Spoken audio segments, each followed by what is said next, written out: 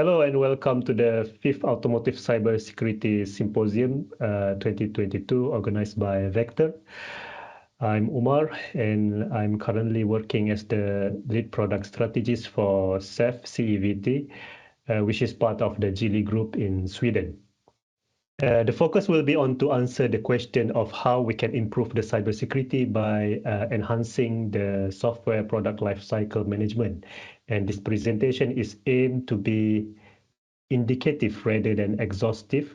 And basically, further readings are encouraged to get more info as this presentation is basically very brief.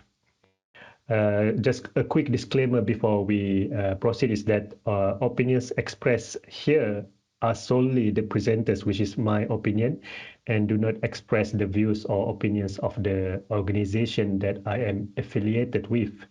And all photos are taken from pexels.com unless specified. So a little bit about me is that I have a background in control system engineering initially for mainly working previously for about 8 years in autonomous driving and ADAS field. And I have experience as like R&D engineer, tech lead, and also product management for the said topics about 8 years. And then currently part of Geely Group. I'm also the editor for SAE Journal of Connected and Autonomous Vehicle and SAE Technical Papers and also some other journals. And I am currently I am currently volunteering for SAE Cooperative Driving Automation as their secretary, and also IEEE Sweden. So that's a little bit about me. And basically, we all know that the future of automotive is changing.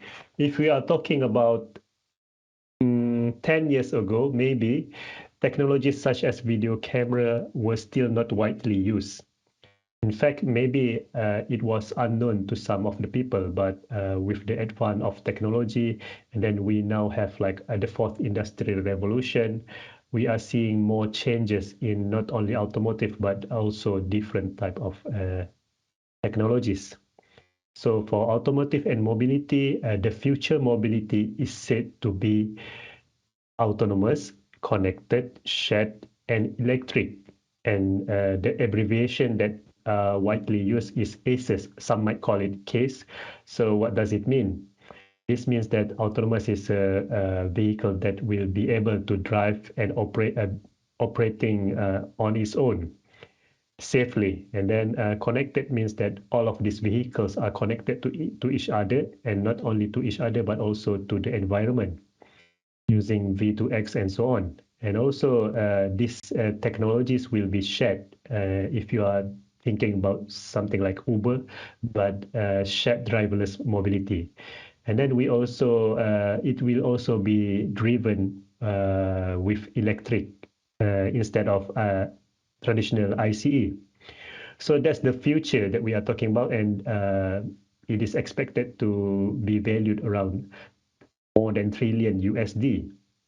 So it's a big opportunity. Basically, instead of be driven by mechanical or traditional automotive engineering, the center or the cornerstone of the future mobility will be the software. And some have already coined the term software-defined vehicles, which means that in the future, the valuation or the value of a vehicle will be defined on how much the value that the software will bring to the end user or to the customer. So software-defined vehicles are the cornerstone or will be the cornerstone of the future mobility. And we are seeing more and more software in the vehicle nowadays. If you just think about it, in some of the vehicles, they are already Spotify instead of normal radio nowadays. So of course, with this kind of things, it requires a lot of changes, and we are seeing more from nominal mechanical based automotive industry are moving towards more and more software oriented. Of course, it is interoperation. Both of these are still needed for the development, but we are seeing more involvement of the software engineering in the automotive industry, and this brings a lot of new challenges. And these challenges include also the challenges that are inherited from the computer science. So if we are talking about ACES as the future mobility just now, complex robotics and AI for vehicles are not as simple as making the vehicle moving from point A to point B. For example, autonomous vehicle will involve the perception module, the vision, the localization, the mapping, and also the control for highly nonlinear traffic, and also maybe highly nonlinear environment.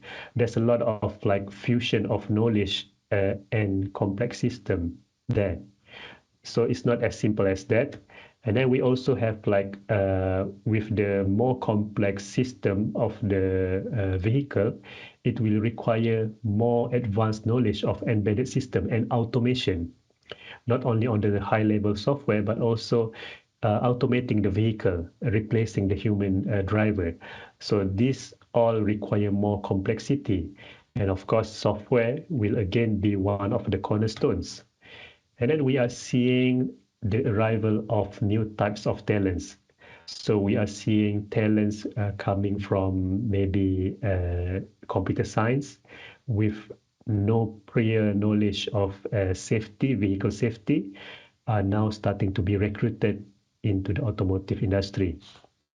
And then we are seeing more and more people from different fields coming to automotive industry, and this also has created some challenges. What are the challenges?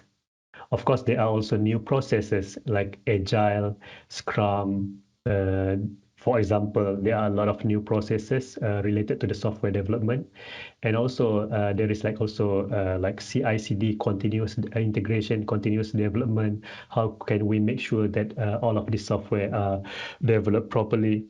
So, in summary, here is that autonomous, connected, electric, and shared mobility, or ACES, brings a lot of new challenges that needs to be addressed for secure productization of the technology.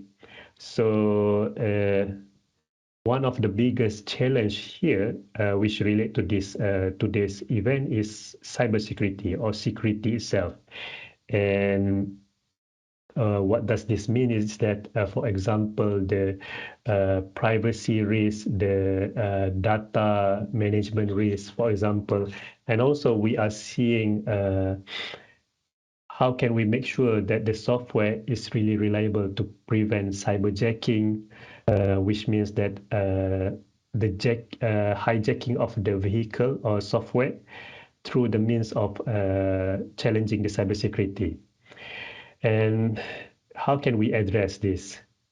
So, according to the ENISA, an agency in the European Union focusing on the cybersecurity, in their reports called Recommendation for the Security of Connected and Automated Mobility, there are several types of main challenges for cybersecurity. The first one is knowledge gap, which means that some people are coming from computer science, some people are coming from mechanical engineering, some people are coming from maybe product development, so different knowledge.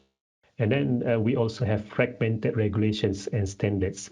In Denmark, maybe the regulations are different.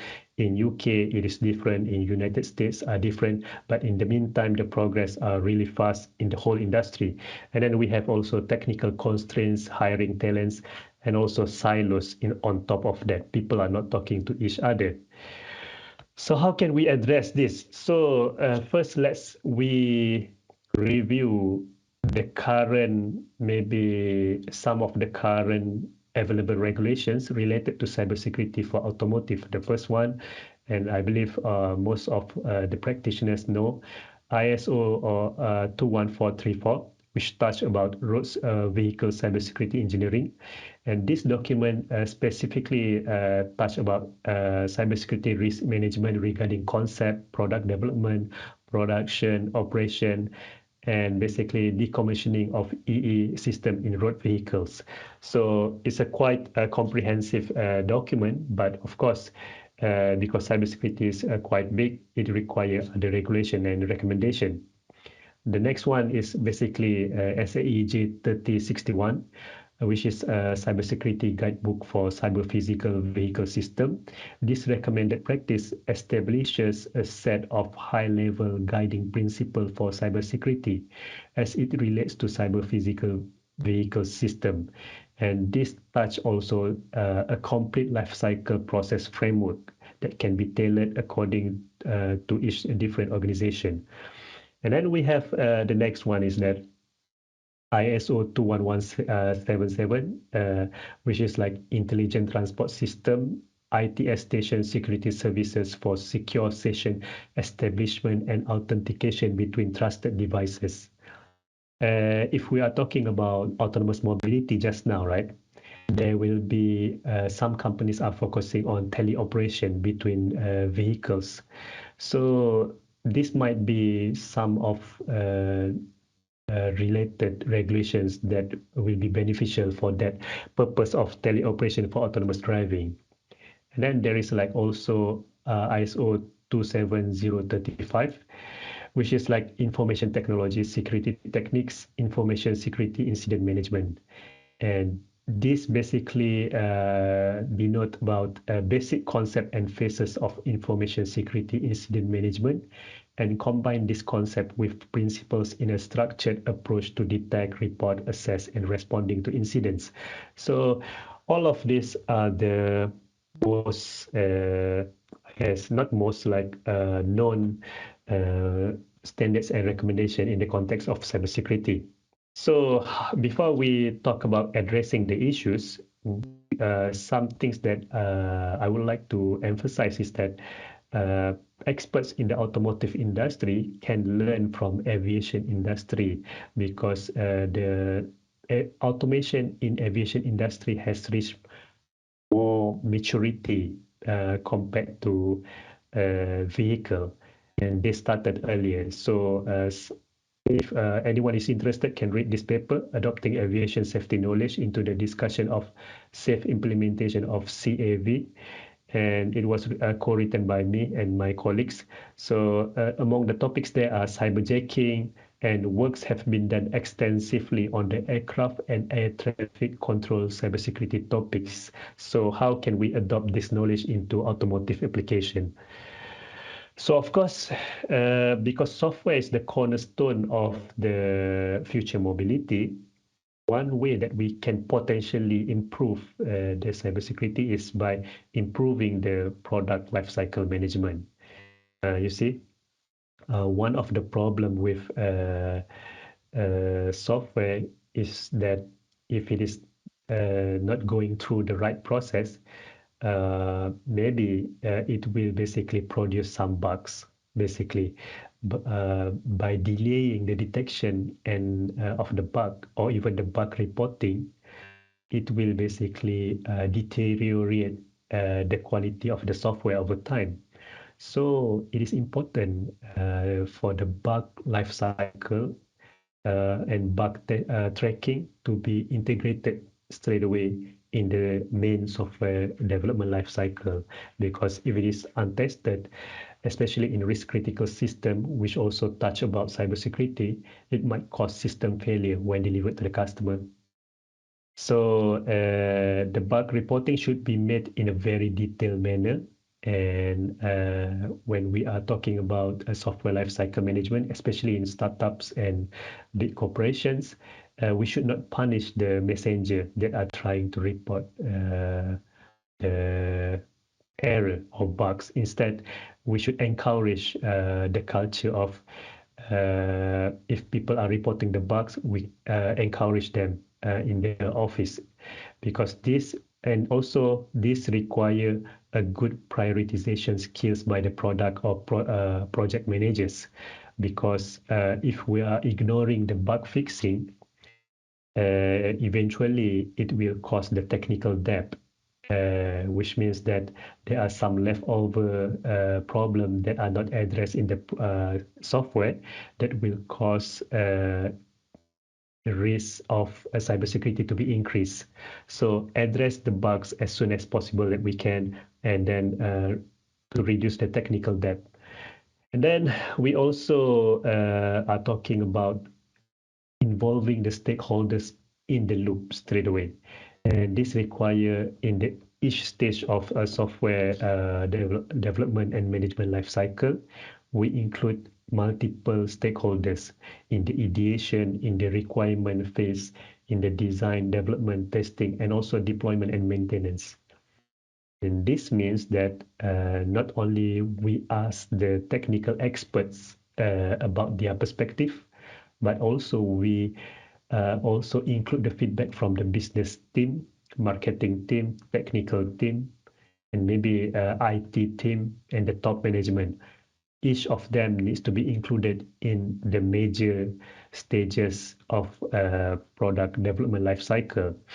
And by having these activities, maybe we can also organize a monthly or bi-monthly progress update and highlight all of the issue and drawback. By having this, it will allow prioritization in the software development to address the cybersecurity challenges.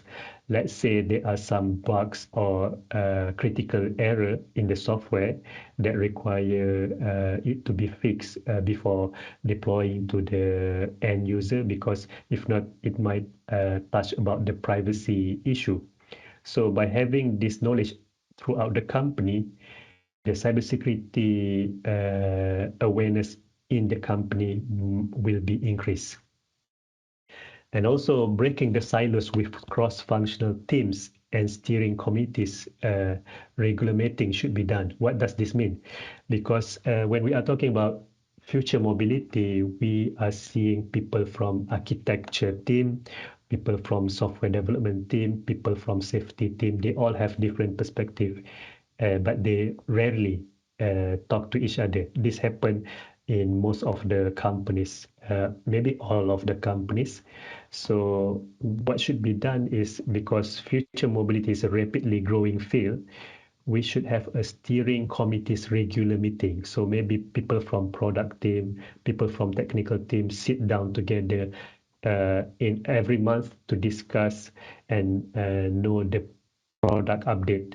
And this will basically increase the awareness of the cybersecurity, because cybersecurity requires interoperability between different domain of expertise, and this will also help to fuse the knowledge gap between each departments, and this will also implement straight away the early security by design in the development phase. And then we have the transparency in the software product development. So one of the main problems with emerging technologies, it is heavily influenced by time to market. Because of the pressure of the investment, sometimes developers tend to skip some part in the product life cycle, and this is not correct for the cybersecurity and safety issue.